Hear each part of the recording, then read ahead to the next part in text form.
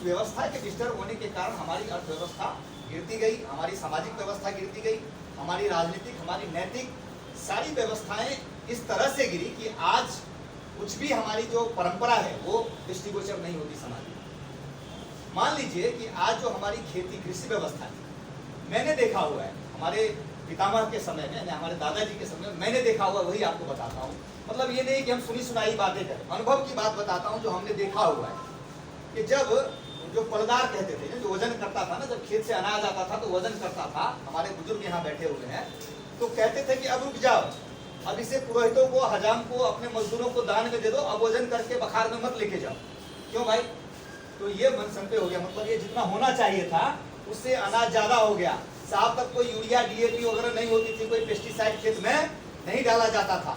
ये शास्त्र की बातें भी है और ये वैज्ञानिक बातें भी है, लेकिन ये व्यवस्था भंग हो गई। अब हम तो हमारे कहने का अर्थ यह है कि कृषि में मोदी जी कहते हैं कि हम किसानों की आय दुगुनी कर देंगे, तो कोई जरा कभी वो बताए कि आय दुगुनी होगी कैसे? बातों से तो होगा नहीं, जुमला कहने से तो किसान की आय दुगुनी नहीं हो जाएगी ना जी। पता है कि भारत कृषि प्रधान देश है, तो सही बात है, किसानों की आय जब तक दुगुनी तिगुनी नहीं होगी तब तक ये भारत वर्ष सुखी नहीं होगा, क्योंकि किसान दुखी है, किसान खेती नहीं करना चाहते हैं। कोई भी किसान, यहाँ भी किसान लोग बैठे हुए, किसान पुत्र बैठे हुए, बताए कौन खेती करना चाहता है? खेती क्यों करना चाहेंगे? अनाज आती है और 12 रुपए 15 रुपए किलो, 14 रुपए किलो बिक जाती है, तो किसानों के जेब में गया ढेला, जो खर्चा किया था वो मिला और वो रहे फिर जीवन भर। तो ये समस्या है कि जब भारत किसानों का देश है, कृषि प्रधान देश है, जब भारत में किसान की अर्थव्यवस्था मजबूत होगी तो ये भारत वर्ष मजबूत होगा, पहली बात। दूसरी बात, गांव में कोई रहना नहीं चाहता, बच्चों ने पढ़ लिया, अब उनकी शादी हो गई, तो बच्चों का शादी ब्याह होगा, आगे बात बढ़ेगी ना।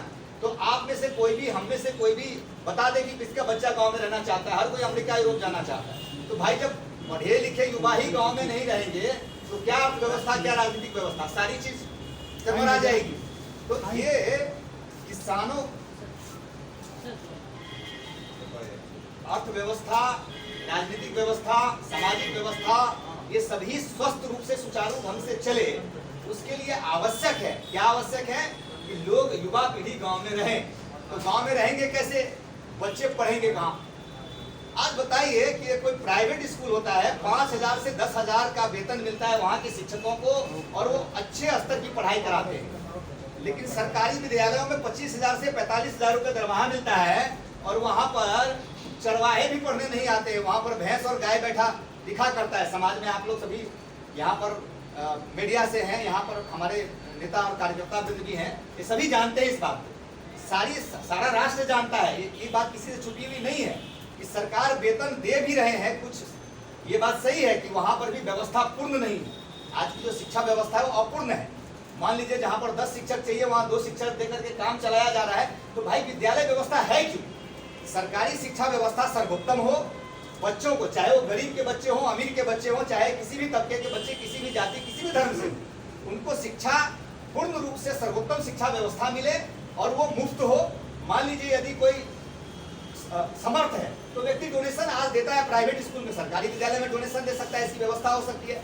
तो सरकार यदि शिक्षा तंत्र को सुचारू रूप से चलाए, सर्वोत्तम बनाए, तो वहाँ आय का भी एक स्रोत हो सकता है सरकार को, वहाँ से बहुत बड़ी एम्प्लॉयमेंट भी खड़ी हो सकती है। क्योंकि आज के तारीख में मैं कहता हूँ कि कम से कम 6.5 से 7 लाख विद्यालय ऐसे हैं जो चल रहे हैं किसी प्रकार, और 3 लाख विद्यालय ऐसे हैं जो बंद पड़े हैं, कुछ भी नहीं हो रहा है वहाँ पे। ये मैं आपको बता रहा हूँ, उच्च विद्यालय, माध्यमिक विद्यालय और प्राथमिक विद्यालय, ये जो मैं आपको आंगनबाड़ी की बात नहीं कर रहा हूँ। तो इस प्रकार से मान लीजिए अगर इतने विद्यालयों में, तो रोजगार कितनी हो, कितने लाख रोजगार उत्पन्न किए जा सकते हैं। तो रोजगार गाँव में हो, कृषि व्यवस्था अच्छी हो, शिक्षा व्यवस्था अच्छा हो, ताकि वहाँ पर युवा पीढ़ी ठीक से रह सके, अपने बच्चों को पढ़ाने लिखाने की व्यवस्था, काम काज कर सके। अब मान लीजिए आज बिहार की चर्चा करने हम लोग बैठे हैं, बिहार हमारे नवनीत बिहार प्रदेश अध्यक्ष श्रीमान संजीव चौधरी, हमारे प्रधान महासचिव राजकुमार यादव जी, हमारे शंभू बाबू, हमारे महात्मा जी, हमारे जेपी सेनानी